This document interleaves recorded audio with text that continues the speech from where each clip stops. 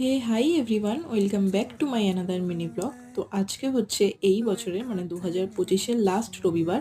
তো আজকে আমি সকালবেলা চলে গেছিলাম হরিণালয় জুতে, মানে যেটা হচ্ছে ইকো পার্কে। তো প্রথমে আমরা ভুল করে ইকো পার্কের 4 নম্বর গেটে চলে গেছিলাম, কিন্তু এটা হচ্ছে 6 নম্বর গেটে যেতে হতো। তাই 4 নম্বর গেট থেকে একটা পাঁপড় ভাজা কিনে নিয়ে আমরা হাঁটতে হাঁটতে চলে গেলাম 6 নম্বর গেটে। আর এই হরিণালয়তে প্রবেশ মূল্য বড়দের জন্য 50 টাকা এবং 5 বছরের নিচে বাচ্চাদের জন্য 20 টাকা।